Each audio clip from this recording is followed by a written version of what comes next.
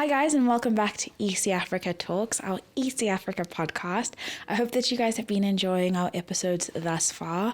Please like, share, and subscribe. Also comment down below who you would like to see next and any questions you have for our entrepreneurs. We really have loved the engagement on our past few episodes, and we're really excited to see this community grow. On today's episode, we have a change maker in our midst, someone who started a business at 17 and is only 22 now. I'm very excited to get into his story of why he started entrepreneurship and also where he's seeing his current venture going. So I hope that this will be an episode that you guys take value out of and something that you guys engage with. But today, please help me welcome DieuVie. Our entrepreneur today. He's going to tell you a little bit about himself, but before we get there, thank you so much for just being on our show and taking the time to be here. Thank you very much, Taynita. So something I like to do on our shows, because I believe nobody can advocate for you as best as you can do for yourself, I like to ask our entrepreneurs to introduce themselves, give us a little bit of a taste of who you are, what you're doing. So nice, short and sweet. My name is Dieu-Vie Mutumba. I'm 22 years of age, a varsity dropout, and I'm modernizing the hair and beauty industry across Africa. Stunning. So, something that I like to ask about is what drew you into entrepreneurship? I mean, you're so young, so I'm very intrigued by that as well. But what drew you into entrepreneurship, and what does your entrepreneurial story look like? So my first taste of entrepreneurship was at 9 years old. So basically, I used to buy Dragon Ball Z stickers and then redraw those and then sell it back to my classmates. And with the extra 2 rands I used to buy snacks and stuff like that. And my first taste of the tech side of things was at 17 when I founded a tech startup in the art tech space. Meaning that it was Picasso and we were building a new way of experiencing art from the comfort of your home. And this was prior COVID-19. So we started seeing some traction and some people joining on board. And then when things shut down, that's when Picasso was like actually trying to launch something novel in the industry because no one could go to an art gallery. So now they could experience the art gallery at home. But when things started opening up, that's when things collapsed. Because why would I want to experience it at home when I could go into the art gallery and speak with the gallery manager and stuff like that? So that's when it failed. And from there, I learned a lot of things. And that's what has driven me to start my new venture in Dango. Perfect. So something that I think is really interesting, especially when I have people who are sitting across from me who also have entrepreneurial parents, is that there is a trend amongst children of entrepreneurs that they go into entrepreneurship. And so can you tell us a little bit about what it was like having your mom being an entrepreneur and how that sort of impacted you choosing this line of work? So my mom is the definition of a hustler. So she'll put her head wherever opportunity is there. So no matter the industry, no matter what's needed, her head is there. And one memory that I remember of my mom is that she started a local tuck shop in the area and makes one of the best fat cakes in the world. Like I said before, if you're willing to fight against that, we can fight after this. But so her funding that small tuck shop, I saw her fight with customers, love customers. They called her the local mamazala. And it was really good to see the customer relationships with her. So that impacted me in the way I connected my customers. It's not a relationship whereby I'm the owner and you the peasant that pays me. Rather than I'm the owner, but I'm here to serve you, to create a value that amplifies your dream. So that's something that I felt that impacted me in my mom's journey as she was an entrepreneur. Perfect. And so you have a tech-based company, which is more normal now because post-COVID, Gen Z, all the cool things. But I wanted to know, how do you find being a young entrepreneur, especially in the South African landscape where it is so fast, where I feel like we had somebody else on our podcast, and she was mentioning how there is this shift between what we as the new generation see entrepreneurship to be, what we prioritize, the way that we do business, and this tension between the older generation and how they see business. And so my argument is that there needs to be a collaboration point, a meeting point.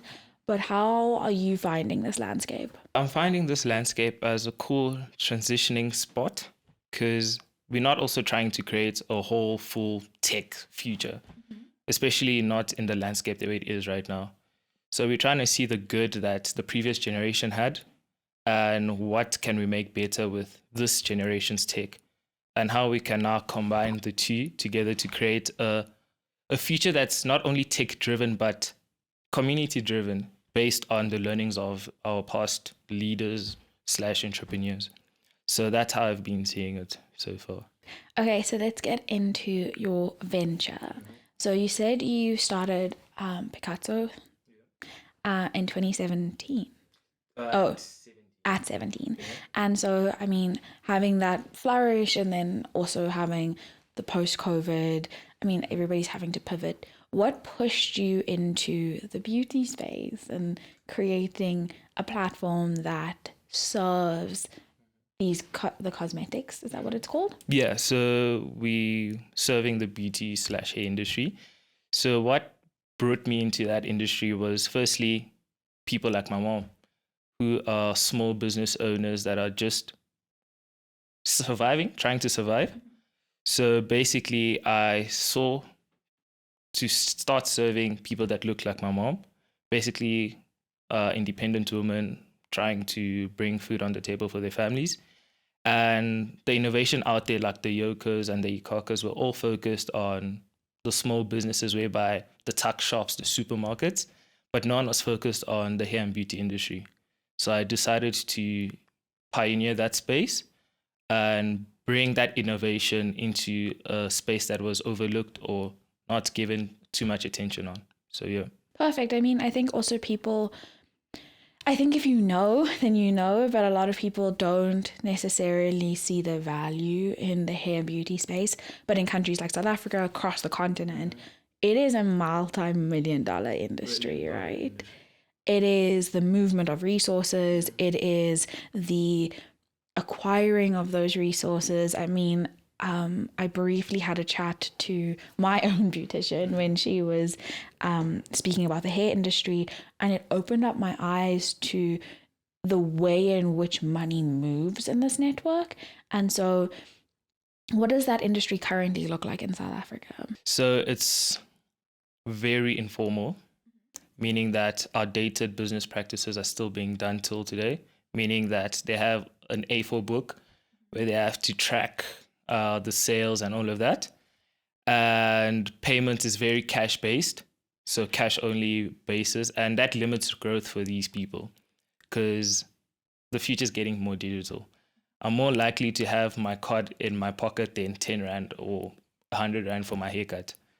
So it's very cash only, very informal, and it's very limited. They have a lot of potential. Mm-hmm. It's just that the systems that they're currently using is limiting that for them. 100%. And I think, I mean, also we live in Joburg, right? So as much as people think Africans are primitive, everybody's using Apple Pay or Google Pay or Samsung Pay. We're not necessarily carrying cash anymore. One, just because of I've been robbed 6 or 7 times, and I mean, it happens. What can you do? But the other part of it is also just not, why do I want to carry a wallet when I can just carry my phone and have all of that? So I like what you're doing of intentionally going into a space that already has so much traction, that already has a customer base that trusts them, automating that for them, because I think that's what the core of entrepreneurship is, right? We see problems and create solutions, and we try to impact our communities. So as a young entrepreneur, I'm sure you have people that you speak to. What are some of the tension points that you're talking about, that people in your circle are talking about when it comes to entrepreneurship? I think it's the space between the opportunities of funding and the amount of training that is needed in order to access that funding. Because there's a lot of incubators that provide knowledge base and stuff like that. But sometimes I think as entrepreneurs, we learn better when we're in the field. And something that is needed is the funding of some entrepreneurs. I'm not saying all entrepreneurs obviously will need to vet the ideas and stuff like that. But once we get to that point, how could we fund them to learn on the go rather than learn first? Then when it comes to funding, hey, it's not our problem. So I think that's something that has been spoken about in my circle lately. Yeah, and I think, I don't know if you're feeling the same way, but it also feels like you need to jump through all these hoops to get funding or to even be let into the room for funding. And then when you get in there, they're like, you don't have X, Y, Z, but that was never even part of the not even part of the book that we were in, never mind the page that we're on. And so something that I've been seeing in my network is how do we as entrepreneurs help each other to have all the lists that we need? Because sometimes you go into these incubations and they ask you to have a CIPC and they ask you to have this. But what about my pitch deck? What about the way that I pitch? What about who I'm emailing? And I found that for me personally, I've only been able to get that information by speaking to other entrepreneurs. I mean, we both belong to the DIT, Darkers and Tech Network, and it's so incredible to be in a space where entrepreneurs are like, no, don't actually do that. Here's the actual thing. Here's the actual person's number. Here's the organization you should go speak to, not this airy fairy, oh, to be an entrepreneur, you really have to put in the work. But tangibly holding hands and saying, hey, we're in this network. You shining has nothing to do with me shining.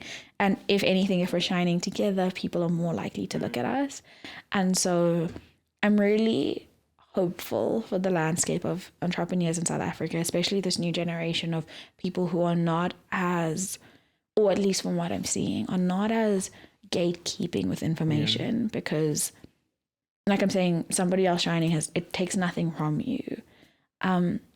In saying that, you actually work in the tech space, right? So you're creating an MVP, and a big conversation that people have is who do you share information with and how do you navigate that, and stolen concepts and not having stolen concepts. And so I'm just very intrigued as to how do you navigate that? One thing I understood when starting this venture or business in general is that I'm not as scared of anyone taking my idea, because it all comes down to the execution.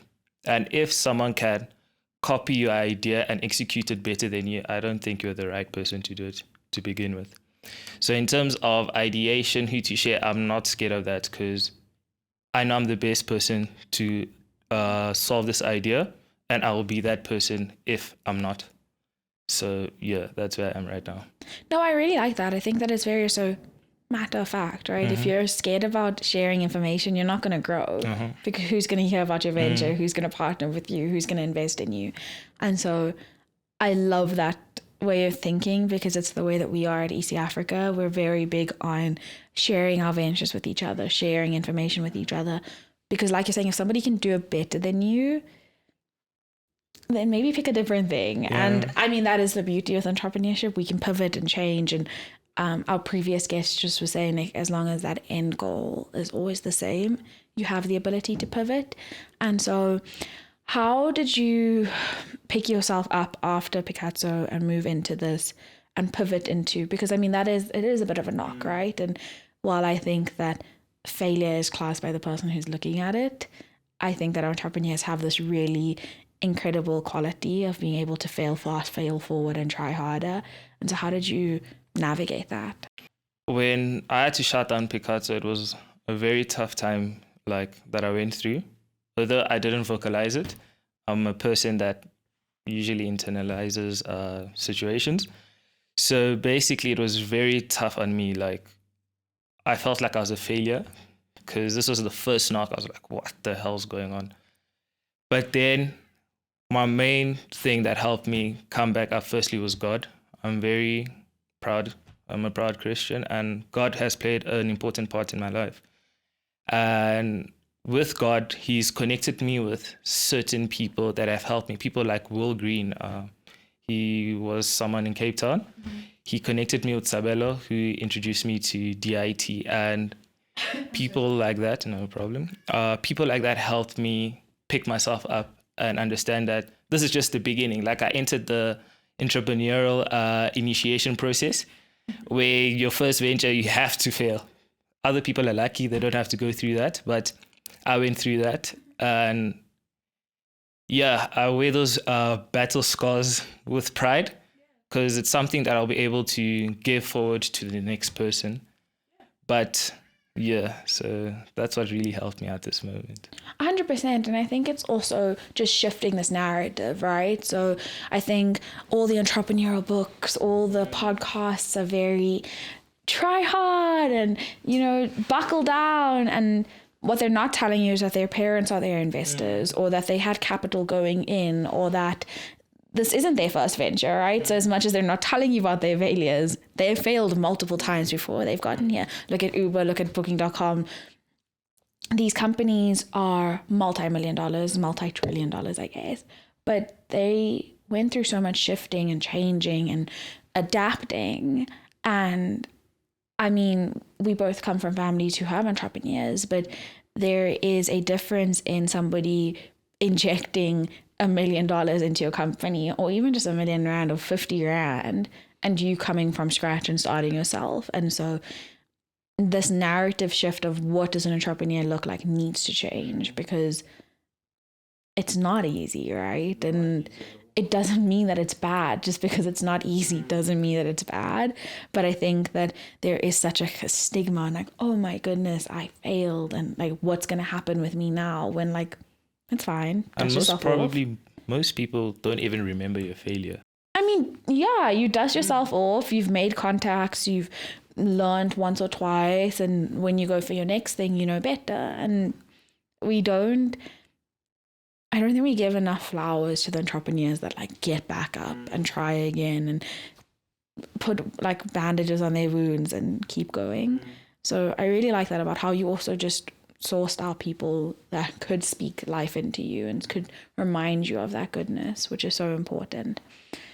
So you're building an MVP. Can you talk us through what that takes and sort of the behind the scenes of that? And what is an MVP for our listeners who don't know? So an MVP is a minimal viable product. Basically, it's the first version that could tackle the solution that you're trying to provide. And we're not building, so we already launched our MVP since 2022. So basically, what we've built is basically a seamless way for beauty businesses and professionals to automate appointments, secure payments, and streamline their operations using WhatsApp.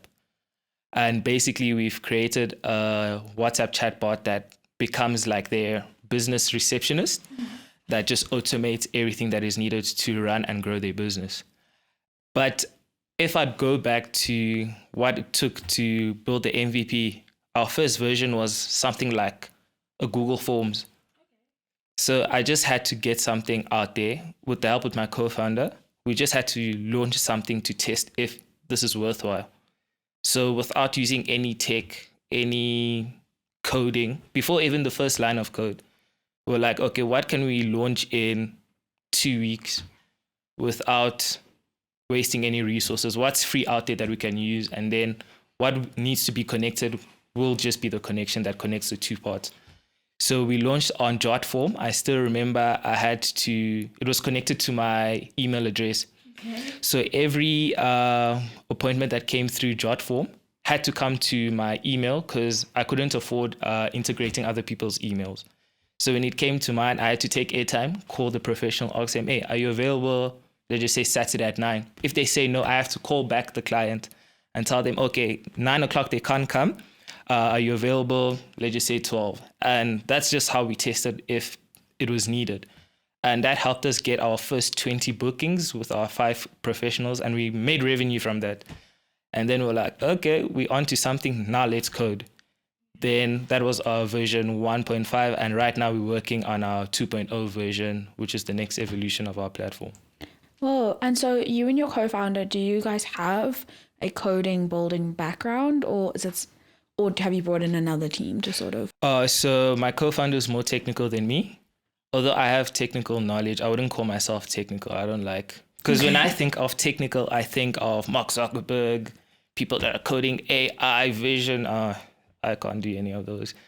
But in terms of my co-founder, he's proficient. Shadrach, just shouting him out. Yeah, so he's proficient in the technical side of the business, and he's spearheading our technical development. So I think that's actually a really important point to then sit on for a little bit, because we're building our MVP, right? And so I wouldn't say myself or my co-founder are very technical. And the cost to that, the cost to the technology is something that I think people, at least I didn't really know going in, because it's not in my sphere. And having somebody on your team in-house who can advocate for you, who can do that, is such a game changer, because the maintenance of the platform, the building of the platform, the troubleshooting of the platform, you could have all your ducks in a row, and if the platform goes down. And so are you guys, as you're building this 2.0, as you're shifting and changing, are you seeing that you need to expand your tech team, that you need to, what does that look like? So we recently onboarded a new tech guy, our tech lead, to the team. So it's basically him and Shadrach working, and then it's me and a marketing lady that's helping with Danko. And basically the reason why we added him, because we felt that the vision that we're working towards, it will be better to have the team that can lead us to our first 1 million in revenue right now, rather than trying to grow and start adding additional people. We can build the dream team, as we are a small, fast team right now, and that will lead us to our first 1 million in revenue. Stunning. And I think even just speaking to a lot of the people in DIT, a lot of people said like they didn't know how to code, they didn't know how to build, but because you're starting with such little funds, or because you don't actually even know what you want to build, you learn, right? Like you learn how to write code, you learn how to read code, you learn how to troubleshoot. And so I think it's very important to know that it's okay to start small, to start with a Google form, to get a proof of concept out there, to see if it even works, and then start building. So with your MVP, have you been able to go out and close funding, or do you think that somebody needs to have like a full working platform before they even think about it? At this moment, we still bootstrapped, meaning that everything's funded by us. Although we're not actively seeking funding, but we open to conversations, although we haven't actually gone out, but we open to conversations with investors that are interested in what we're building. And when the time will come, we already have our ducks in a row. We have a product, we have traction already, and we just need the funds to inject into our business. Perfect. And then as we speak about automating companies that maybe weren't automated, how are you finding your entrepreneurs? Are they willing to go onto the platform? Is there some shift? I mean, we've had a few people on here who are saying it's all good and well to have tech, but if the people who you're making it for don't want to use it. So when we first launched, it was a web online system only. So whereby it was like an Instagram profile that had all their work, and then it took their bookings and stuff like that. But then we realized that this market, people are already using WhatsApp. Like the professionals are already using WhatsApp. So why don't you just build on the platform that they already trust? So that's how it led to our solution, whereby we automating and helping them take payments online via WhatsApp. Because if there's no need for them to change a lot of things in their business, just onboard to Danko and automation is yours. And it's a seamless integration. It's a platform they're comfortable with. It's a way of doing it. I think what I've learned is that in South Africa, WhatsApp and Facebook changed the game for a lot of businesses. A lot. So, I mean, yes, overseas it can be TikTok and Instagram. I mean, our TikTokers aren't making money from their platforms yet, which it is what it is, and that's a bigger conversation. But the power of WhatsApp in South Africa is severely underestimated. The amount of deals that are closed, the amount of people that take bookings, or the trust that is in that platform is game changing. And I think it's really encouraging to see how you guys pivoted and moved onto that and been like, okay, well, you're already using this. How can I make this process even more seamless for you? How can I change the game? Which I think is very special. Before we go, there are 2 questions that I like to ask people. The first is, are there any entrepreneurs, podcasts, books, shows, anybody that's on your radar that you think that we should look out for? I'm a podcast bank. Like I just listen to podcasts because basically when I listen to podcasts, I'm listening to an older version of myself, although it might not be directly, but like it's a metaphor. So podcast that I listen to is Startup Therapy. This week in startups and startups for the rest of us. And especially the last one, it's usually for startups that are bootstrapped. And that's something I half advocate and don't advocate for, because starting bootstrapped is very hard, extremely hard. But once you create the value, it's now like, do I actually need investment? So that's what I advocate for most of startups right now. So those are the 3 startups podcasts I'm listening to. And in terms of entrepreneurs, Zamaguhle of AgriCool, Sabelo of MLX Ventures, crazy AI guy, he's very smart. And Ntsako as the organizer and pioneer of the DIT group. Those are the 3 people that come to mind right now. Stunning. I'm going to give those podcasts a listen, and also I guess go look at those entrepreneurs a little bit more. I think it's really good to champion people in our ecosystems, and even if they're not in your ecosystems, just to have a different perspective on what you're currently listening to and shift that. So thank you for that. I'm very excited. And then what is a piece of advice somebody has given you as an entrepreneur, or even if they haven't given it to you, what is something that you try to champion in your journey that you think other entrepreneurs should hear? Just start.